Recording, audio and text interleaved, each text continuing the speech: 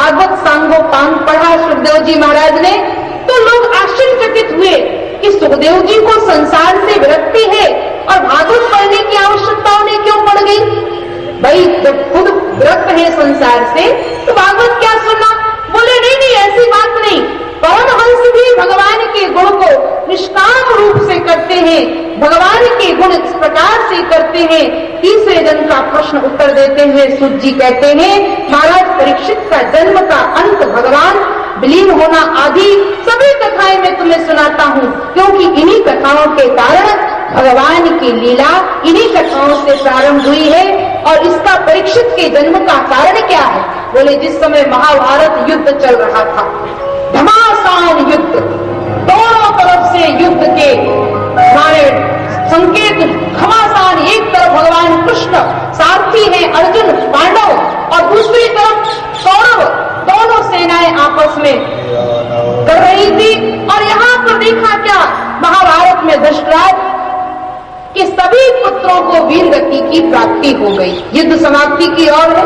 और भीमसेन के द्वारा दुर्योधन की जंघा तोड़ दी गई, तो भीम से दुर्योधन अत्यंत दुखी हो गया और दुर्योधन ने कहा कि मेरा दुर्भाग्य है कि 5 पांडवों में से मैं एक को भी नहीं मार पाया, ये मेरा दुर्भाग्य है। दुर्योधन की इस बात को सुना अश्वत्थामा ने कहा, दुर्योधन अगर तुम कहो तो तुम एक ही बात करते हो, मैं 5 के 5 पांडवों का माथा काट करके तुम्हारे सामने साक्षात प्रस्तुत कर दूंगा, ये तुम्हें वचन देता हूँ। और स्वामी को प्रसन्न करने के लिए द्रोणाचार्य के पुत्र यह दुष्कर्म करने की चेष्टा की और पांडवों का कुछ नहीं बिगाड़ सका, परंतु द्रौपदी के 5 पुत्रों का माथा काट करके दुर्योधन के सामने ला दिया। जो पुत्र सो रहे थे छल से, धोखे से, उन पुत्रों का माथा काट करके, और दुर्योधन के सामने जब पोटली खोली तो उसमें 5 पांडवों के शीश नहीं थे, उसमें तो 5 पांडव पुत्रों के शीश थे। दुर्योधन दुखी हुआ। दुर्योधन ने कहा, अश्वत्थामा तुमने तो पांडव वंश का ही नाश कर दिया। यहाँ प्रातःकाल द्रौपदी को समाचार मिला अपने पुत्रों का। द्रौपदी रोई, बिलखी और 5 पुत्रों की शीश कटे हुए उसके सामने पड़े हैं और उसने कहा, रो रही है। अर्जुन से द्रौपदी का दुख नहीं देखा गया। कहा, द्रौपदी तुम दुखी मत हो, मैं वचन देता हूं कि जिसने हमारे पुत्रों का शीश काटा है उसका शीश मैं तुम्हें उसे सामने लाकर प्रस्तुत करूंगा और तुम उसे जो दंड देना चाहो अपने हाथों से वो दंड देना। और जब अर्जुन ने जाकर देखा, अर्जुन जैसा भाग्यशाली कौन हो सकता है, जिसके सारथी, जिसके रक्षक, जिसके सखा भगवान श्री कृष्ण।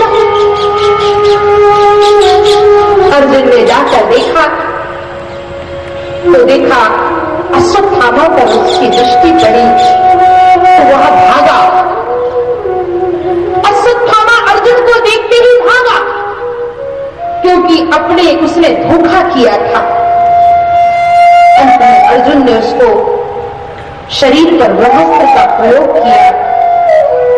ब्रह्मास्त्र का शमन करके अश्वत्थामा अर्जुन को खींचते हुए रस्सी में बांध करके द्रौपदी के सामने लाया और द्रौपदी से कहा, द्रौपदी ने देखा, अरे ये अर्जुन किसको बांध कर ला रहे हैं? गुरुपुत्र को। इसका मतलब इसी ने हमारे पुत्रों की हत्या की। द्रौपदी ने देखकर कहा, महाराज। अश्वत्थामा ने को प्रणाम किया द्रौपदी ने और अर्जुन से आग्रह करते हुए, निवेदन करते हुए कहा, महाराज मुच्यताम मुचितमेश ब्राह्मणों मित्राम गुरु। महाराज छोड़ दो, मुच्यताम मुचितमेश, छोड़ दो इसे, छोड़ दो। यह ब्राह्मण है, और हमारे गुरु का पुत्र है।